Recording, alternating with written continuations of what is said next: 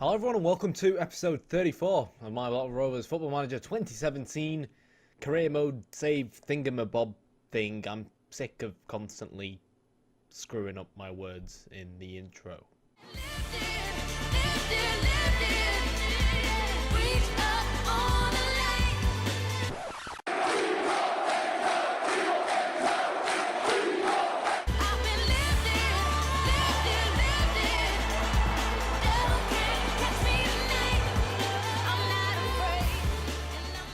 Okie dokie, so this episode is going to be a little bit different. I feel like the episodes have been progressing a little bit slower than I would have liked.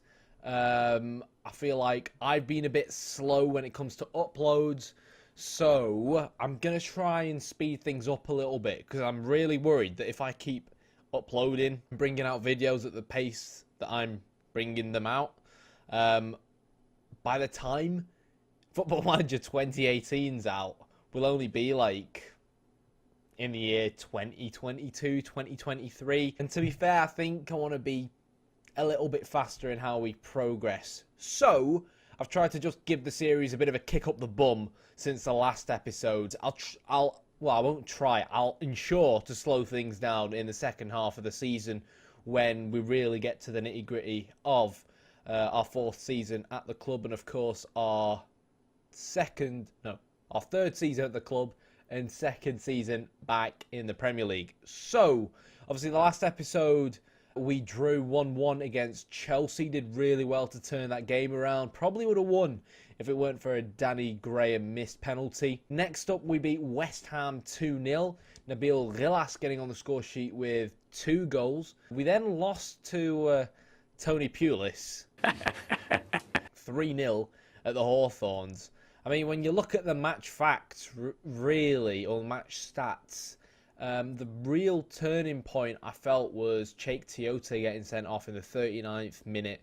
We couldn't hold on just before half-time. Cafu gave them a 2-0 lead. When you go 2-0 down with 10 men away from home, it kind of just happens.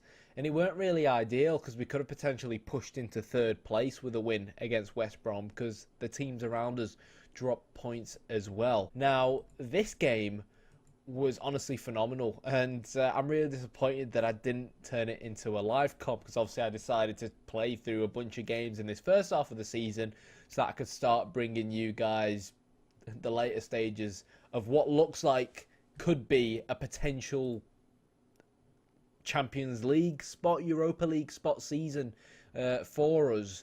So it is obviously going to get hot and spicy towards the end of the season. EFL Cup quarter-final against Watford. You know, Watford are kind of a bogey team for me. I dislike playing against them simply because Walter Thingamabob Mazzari, I can't remember what he's called, Italian guy that looks like Capello but isn't Capello. Yeah, Walter Mazzari loves his cocky 5 at the back formation. Always a pain in the ass to play against in Football Manager. It's always these formations when the CPU plays them have always been a pain since I think around FM12. But yeah, so I'm really disappointed that this wasn't actually a live com because, you know, I've played Football Manager a lot over the years and I don't normally jump out on my seat, you know, too much and start sweating whilst managing a game, but this was a game and a half. They took the lead basically less than 5 minutes into the game, and I was kind of just like, Jesus Christ, here we go again. We were at home as well, and Watford, they're just hovering over the relegation zone in the Premier League, so really, they're not in great form so far this season, and we didn't exactly play a weakened side. Nano came into the side. Obviously, we signed him as kind of a backup player to Andre Gray. Very similar style of player for people who obviously weren't around back then. If we compare the two, attribute-wise, they're pretty much, I wouldn't say almost the same player. Andre's slightly more suited to the English game, in my opinion, because he's slightly better in the air, slightly stronger. But in terms of technicality, technicality, they are practically almost the same player. And last season, we really struggled and started to slip in the second half of the season when Andre, who can be injury prone at times, was out injured, and that's when we started to slip from our top half spot, and it resulted in us getting a second half finish. So we brought Nano in, very, very cheap player to bring in. We only paid a few million for him, I think it was, if I can find him again. I don't know where the hell he's gone. Nano, we only paid 3 million for him.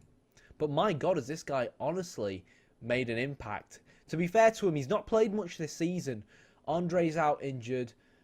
I had a word with him, said, look, you've really got to step it up and, you know, make a difference for us. And he certainly has been doing so. So despite tinkering, trying to change things around, deal with what Watford had going on, it's so difficult to play against them wing backs because it always seems like they outnumber you in whether it's at the back or in midfield. But Kadura, 98th minute, in extra time, looked like he was going to take the game by storm. Great assist towards James McLean. We made it 2-1, but straight from the kickoff, that's right, you guessed it, Watford, the bloody bogey team that drive me crazy.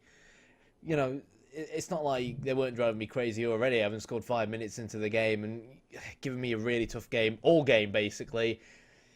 It was just adding insult to injury, rubbing salt in the wounds when they came forward. And to be fair, our defending was somewhat atrocious for this goal. It was kind of like we scored, we made it 2-1 in extra time. We kind of switched off. There were about 3 defensive players who somehow all got beat in the air by Troy Deeney to that header, and they levelled it up to make it 2-2. And it really was just a case of, Jesus Christ, here we go again. So I had to change things tactically, and I'm actually just going to pause. So this is something I discussed in my Conte video, and it's why these Italian managers that come to the Premier League and play with these wing-backs, it's why, as an approach, it's so popular in Italy, and why when you've got the right players, it can be so goddamn bloody effective. Because what happens is, you stay defensively solid because you've got 3 centre-backs, but at the same time, when you've got the ball, your wing-backs become extra midfielders. So in case of Watford, obviously the formation changes are reflected here, but in case of Watford,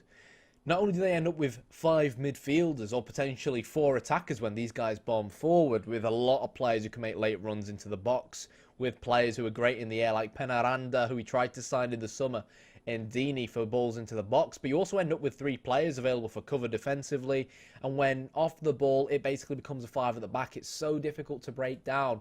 So I reached a point where it was just like, right, you know, I thought to myself, as a team, we can always score goals. We've got quality in the side, the way we play, the attacking way we play.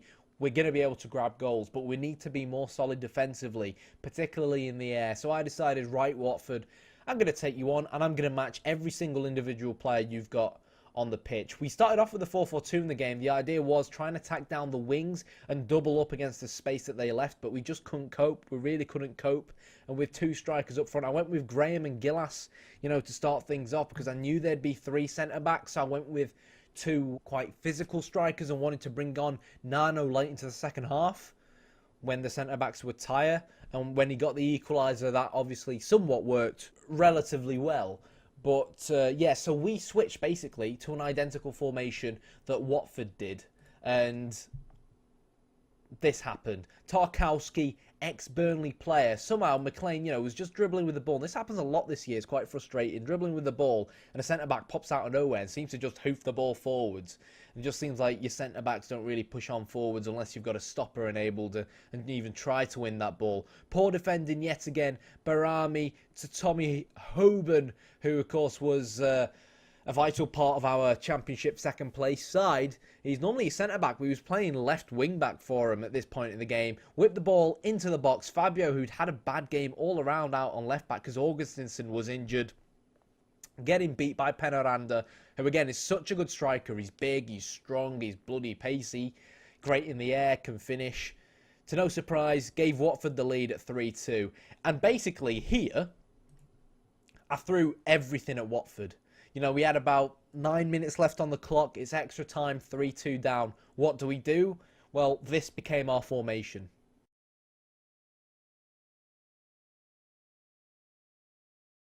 Yeah, and I screenshotted it at the time because it was just like, I knew regardless of what the final result was, I wanted to show you guys what it looked like. But yeah, so it was typical. You know when you hear managers talk about putting the centre-back up front because of the physicality and going direct and getting the ball forward? We had to do that. So we wanted to use Nano's pace. Dumic played in the middle to try and match the centre-back in the middle. Use his physicality, his strength in the air. He is our best centre-back in the air. And we moved Gouffran up front as well. Our wing-backs almost basically playing like wingers. And, you know, our wide players just getting ready to cut inside. And we were just basically hoofing, taking a gamble. Gouffran picked the ball up and the men began to rush forward. The men in blue and white. Gouffran found Byram, who passed to Kadura. The direct ball was played forward. It was a great ball, actually, to reach Dumic. It weren't direct in the air from Gouffran, but just look at the amount of Watford players that ball was played through. Great stuff. Dumic, not the fastest of players, but Agbo played it straight onto Nano, and he introduced himself yet again in his basically first, I think it was his first team debut, grabbed his second goal. So great, we brought him in, didn't miss Andre Gray, and I was jumping out my seat. I couldn't even believe it that we made it 3-3. And then it came down to a penalty shootout. And in a way, I was kind of relieved that things came down to a penalty shootout after the hectic 120 minutes we had in the game. Fortunately, though, we had just about enough quality. Both sides were missing penalties left, right, and centre. But to make the win even sweeter, that's right, Fabio scored, and then Tarkowski, ex-Burnley player, had his penalty saved by Jason Steele, and we just about made it into the semi-final of the EFL Cup, where we've been matched against Chelsea. Now, obviously, we drew 1-1 against Chelsea early on in the league, but this is interesting. Carlo Cudicini is Chelsea's caretaker manager at the moment, interim manager. I'm not quite sure. Normally you have caretaker manager, but he's been selected as an interim manager. He's changed now, so I'm not sure if that means he's just going to be managing until the end of the season.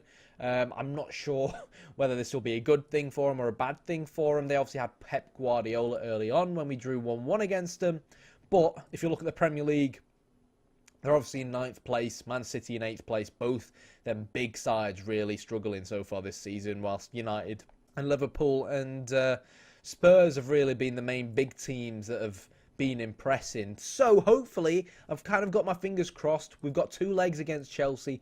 If we can go away to Stamford Bridge, you know, just not lose and then bring them back to Ewood Park and go all guns a-blazing, do what we do best against them, hopefully it'll end up being pretty good for us. I think we are going to have to lose ground in the Premier League, though, because we've basically got Chelsea, Man United, Spurs, Chelsea, Liverpool.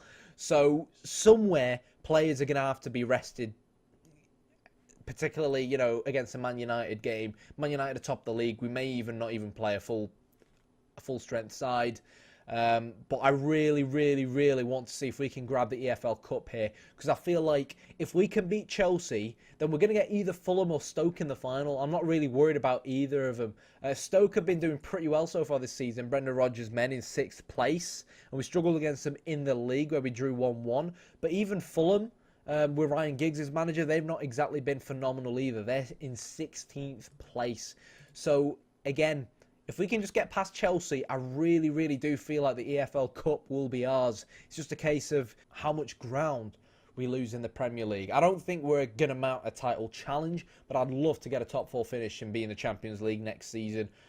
Not only will we get tons of money, but we'll be able to attract some brilliant talent to the club as well. After the Watford game, players were knackered, to be honest, but we just about managed to win, a 2-1 win against Hull. Went away to Sheffield Wednesday, who are currently in the relegation zone, newly promoted. Kind of a game where I felt like we really should have won, but we didn't. And we didn't necessarily play that great either. Didn't really manage to break them down, missing some important players. When you look at the starting 11, obviously Augustinson out on the left. Fabio's not exactly been amazing out on the left, as we saw against Watford. Andre Gray's been out. Nano couldn't find the back of the net there. And we were missing Tiote, who was suspended as well. But a point is better than nothing, and it meant that we carried on our unbeaten form. We then went up against Man City, who was really a side I kind of felt scared of, because again, you look at Man City on paper, they had an Italian manager who I believe they've... No, it's still Stefano Pioli. Yeah, so Stefano Pioli is their manager. He's not been sacked just yet. But if you look at the match stats, they played a lot better than us. You look at their formation, though, I think we've got to pat ourselves on the back, though, because we went in with a game plan, and I'll tell you what the game plan basically was. So, Vincent Kompany playing at the back. I made sure that Nano was an advanced forward on the left-hand side, because you think about Kompany, quality player, but at the moment in this save, he's 32 years old, 11 pace, 12 acceleration, and knew he was going to struggle against 16 acceleration, 14 pace Nano. So I changed him from, instead of being a deep lying forward to an advanced forward. That way he'd always be on the last shoulder of Kompany, looking to use his pace. And I knew that Man City would be playing with a high line. We also went with Sam Byram out on the right to help us defensively as well. Not that great going forward, but 12 tackling, 12 marking, 15 work rate helps us against these bigger and better sides. And if we take a look at the 2 goals, really, quite proud of this performance. Direct ball forwards. McLean picked it up to Kerem Demirbay. The reason why he came to the side is actually because Guardiola picked up an injury and he's going to be out for a very, very long time. But Gilas and Nano linking up really, really well there. It's kind of funny because it's a very Danny Graham, Andre Gray-esque goal from what we saw or would have seen last season. But credit where it's due to both Gilas and Nano. They've both come into the team this season, and I think they've been really, really good backup to what Danny Graham and Andre Gray were for us last season, and I guess you can argue still are for us. But that extra bit of competition, that extra bit of squad depth, that extra bit of backup, I think I've got to give myself a pat on the back for bringing these players in, because again, we've discussed this a gazillion times. Our downfall last season, when we were in a really comfortable European spot, was a lack of depth, a lack of backup players for our better players. But, yeah, also Tiote coming back into the side really, really helped us this game. And basically, because they were playing with this kind of false 9 approach, a lot of the time when we come against 4-2-3-1s, where most of the attacks are going to come through the middle using like an Ozil playmaker type of player, we always get Tiote, that defensive midfielder, to man mark the player. It gives our centre-backs a little bit less to worry about, and it makes life quite difficult for the opposition players. I wasn't sure how well this would go, but I told Tiote to man mark Götze simply because I thought he's a false 9. It's Götze at the end of the day. He's going to be coming very deep, trying to help Man City keep possession, which, to be fair, they didn't do, even though they got more shots on target than us. And Tiote basically kept Götze quiet for most of the game. A great ball. Again, that was a great example as to why we wanted to use Nano's pace up against Vincent Kompany. Passing into space, boom. Kompany was never going to get to that, and he was basically the same as the first goal, just backwards with the players reversed. Man City dedicating so many players going forward. I knew that it was going to be tough for him at the back as well, because you can see how much more advanced Alba and Oreo were. And Vigeli, exactly phenomenal defensively. And by the 58th minute, we basically had a 2-0 lead. You can argue we probably didn't deserve it. I argue, yeah, sure, Man City had 21 shots, which was like 16 more than us, but they only had 2 more shots on target than us. So they want to go with a false 9 approach, okay, but you're going to miss that lethalness that a striker will give you. And Nano scored again, quickly becoming an Ewood Park favourite.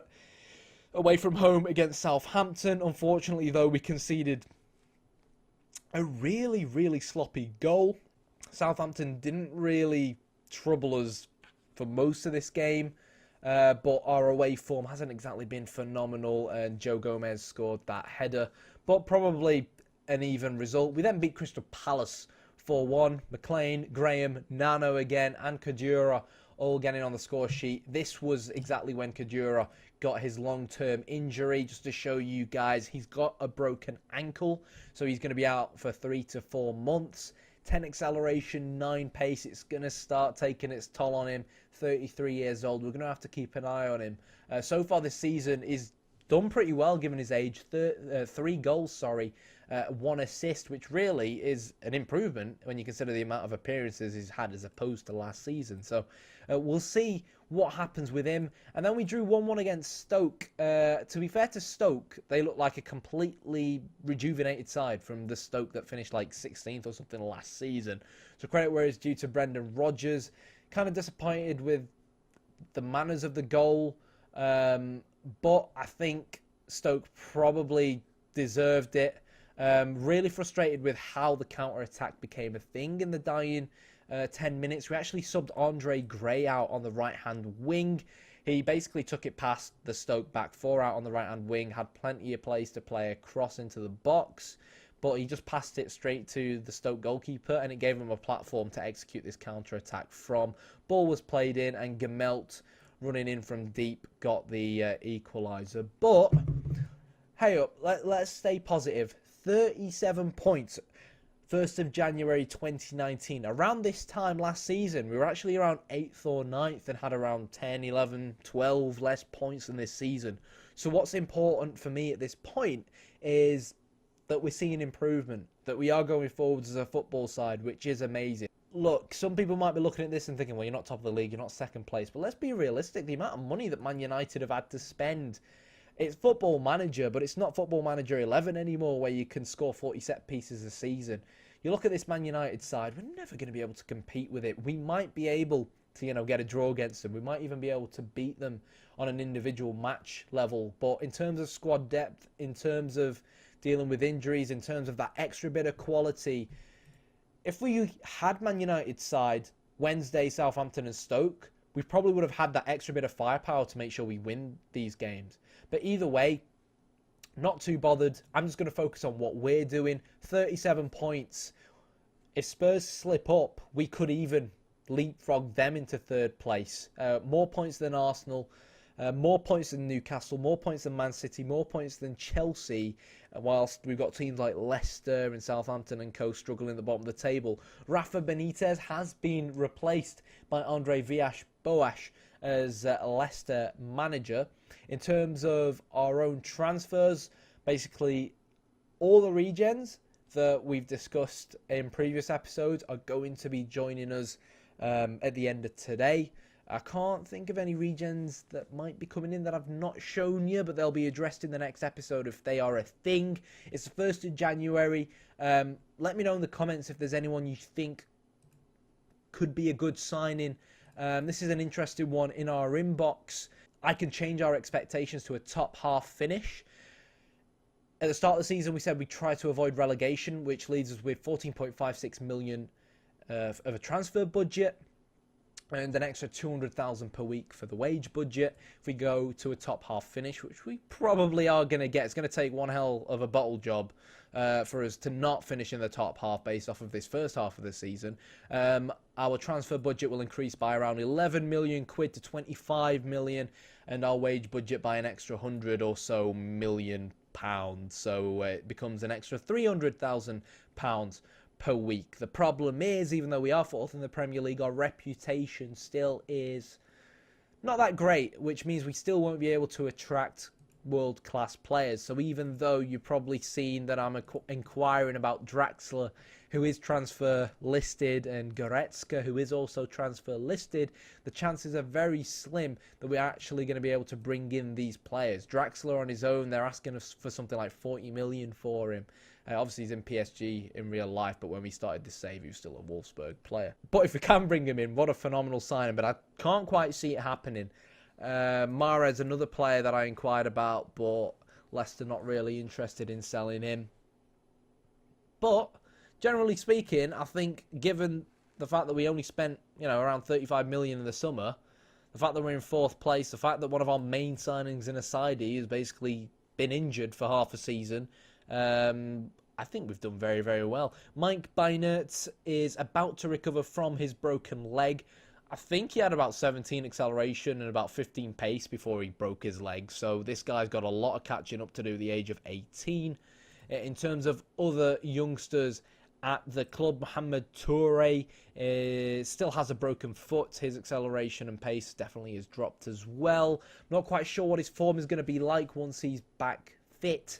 But again, these are young players, 19 years old only. I'm kind of hoping that once Toure gets back from that broken leg, which has left him out for quite a bit, he'll pick himself back up again in the Belgium league, start scoring for fun again, and as soon as he gets them first few Ivory Coast caps, which I think he definitely is capable of doing, we'll hopefully be able to grab him a work permit nice and early and get him some games back with us in the Premier League. We've also made a deal with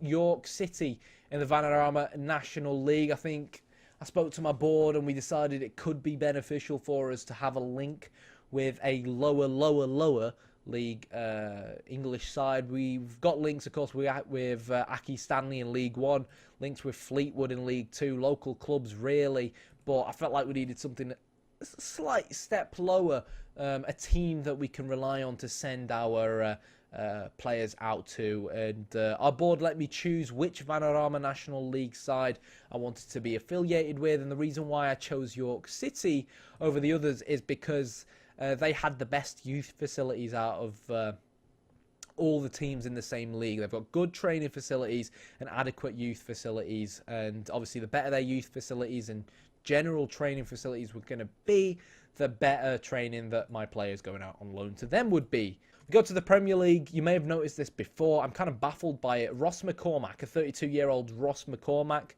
who belongs to newly promoted Aston Villa. Gary Monk is the man helping them lead that charge back into the Premier League. He's somehow top scorer in the Premier League. 15 goals to his name. When you consider he's basically on the same number of goals as Antoine Griezmann, that says a lot about how good Ross McCormack is doing at the moment. Unrealistic maybe, but you know, he's putting in a shift. Callum Wilson, quite an overpowered player on this year's game. I'm not quite sure why, to be honest. 13 goals to his name. Alexis Sanchez, same number of goals for Sanchez. Then Aguero with 12, Harry Kane and Berardi with 11, and Mame Diouf with 10. And as you can see, even though we're fourth in the Premier League, you look at our goal difference. We've conceded 17 goals, but unlike the teams around us that have scored basically 40 plus goals, we've only scored 28. So we've not really been that great, but we've had a lot of 1-0 wins, and most importantly, we've been very, very solid at the back. So Liverpool, they're a second place. They've scored 45, but they've also conceded 26. So we've conceded less goals than Liverpool. We've conceded only 2 more goals than Spurs. We've conceded less goals than Arsenal this season. And if you guys remember, the first thing I said going into this season, as opposed to last season, was I wanted to strengthen our defence. And that's why we signed 4 bloody centre-backs in the summer.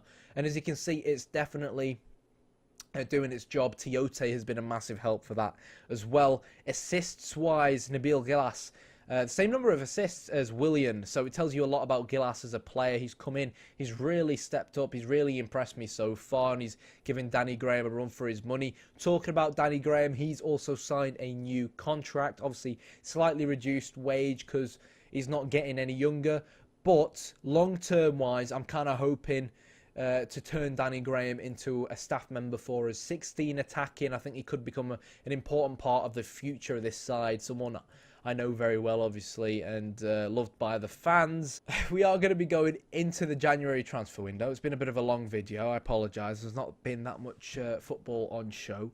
And yeah, there we go. Kadura on 92% best pass completion percentage, which, you know, despite his age, despite the fact that he's losing his feet, it tells you a lot about how much of an important player he really is for us.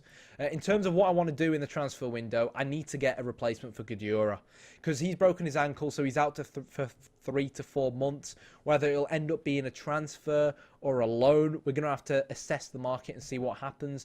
Now, from now until deadline day, I guarantee you some world-class players will probably try to force moves through and whatnot. It's just a case of who we can pick up. Because if we can't really bring someone in to fill in that, you know, squad depth that Kadura gives us, Kerem Demirbay is going to be our main, well, the main person we're going to be relying on in the middle of the park. And if he gets injured as well, then it really, really, really will leave us lacking in that box-to-box midfield role, because whoever this box-to-box midfield player is, he's got to be solid at going forward. It's a very important part of how we play. In terms of players, I'm going to try and offload. Charlie Mulgrew, his contract expires in 6 months. On paper, his technical stats are really good, and his physicals aren't really that much worse than Kadura. So I might end up keeping him, actually. Is that back-to-back box-to-box? Not back-to-back, is that backup box-to-box midfielder if we can't bring anyone else in. Otherwise, this guy's contract will expire at the end of the summer. Great servant for the club, great player. But I think if we do end up, pushing into the Champions League, I'm not quite sure his physicals will still be able to keep up. Let me know what you think I should do with Charlie. Obviously, he played centre-back for us last season and the season before, but up in the Premier League, up against some of the pacey strikers you face, he's so slow to the point where even if you drop your defensive line, he's still too slow. Darrell Lenihan is a player I'm going to be trying to get to sign up to a new contract. His contract is also expiring in the next 6 months. I believe I've already offered him. Yeah, I've already offered him a new contract. Slight wage hike because he is pretty young. Again, on paper, this guy's not phenomenal, but he always seems solid when he plays. He's a product of our youth academy, and he knows he's only going to be a backup player, and I'm more than happy to keep him in the squad. Quite versatile, can play centre-back, defensive mid, and centre-mid. So, yeah, good squad player. I might look also to offload Damien Le Talek. He's been very, very, very out of favour so far this season. When we brought him in last season, we actually brought him in as a kind of box-to-box player. So again, depending on what players we can and can't bring in, he might stay at the club. If we can bring in another quality box-to-box player, we'll just offload him. I do genuinely feel like whatever happens come the end of the season, we're going to be able to bring in a better player anyways. On paper, he looks very, very good. You can argue he looks better than Kadura, but when it's come to performances, he's not exactly been great. He was an important part of how we played last season. Didn't really get any assists, didn't score any goals, but it was just kind of like a solid centre mid. But at the moment, the fact that we're pushing for that Champions League spot and the fact that we do have like 20-odd million to spend, it makes me feel like we need that extra oomph, or as Klopp would say, that extra bit of boom in the squad to really help us achieve our goals. Marcel Frank, on paper, looks very, very good. Kind of feel sorry for him because we brought him in the summer. As you can see, he's unhappy. He kind of wants first-team football, and I don't blame him. So I'm going to actually try and loan him out. And this might depend on whether we keep Mulgrew or not. At the moment, I'm kind of thinking, let's loan Frank out to another team, either back to Germany or, another Premier League side, and just make sure he can keep up his fitness and improve there. He's 25 years old, so still pretty young. But yeah, that's it really in terms of what we're looking to do. Craig Conway, we're going to potentially look to offload him. A bit of a fan favourite, so might just let his contract expire. Good player, but really, for someone who mainly plays down the wing, he's lacking pace-wise, and we've got better technical players than him, and he's 33 years old. He's on quite a bit of money as well, so he's only going to get older, not really going to get any better, and we've always got to think towards the future. But on that note, that is going to be it for this episode. So, let me know in the comments if there are any players you think I should sign. I know someone kind of recommended Walcott or Oxlade-Chamberlain, that kind of player. Get a bit of extra pace down the wings, that extra bit of world-classness, if that's a word. And I completely agree. The only problem is, I'd love to bring in the Ox, to be honest. 25 years old, on a fair amount of wage. But, yeah, he's not transfer listed. The fact that he's valued at 34 million, the fact that he is playing games for Arsenal probably means we won't be able to pick him up. Theo Walcott, on the other hand, though, is transfer listed. His wages, though, are kind of a bit over the top for a player like him. But he can also play up front, so he could end up being a good squad player. I don't know. I don't think I'm really going to make any moves into the transfer market until kind of like the last week or two, unless a phenomenal offer comes up. In terms of what we're going to do here, expectation-wise, I'm just basically gonna select top half finish. We're fourth in the Premier League. I can't see us dropping down into the bottom half, so I think we're pretty safe as things currently stand. But yeah, If you enjoyed the video, let me know in the comments who you think we should look to sign. You know, any players that you may have signed on your save that you think would be pretty useful for us, particularly central midfielders, box-to-box players, kind of like your Frank Lampard style of players, good at everything, Steven Gerrard-esque. Hit the like button, hit the subscribe button if you're not already subscribed, and yeah, that's going to be it from me for this episode. See you next time.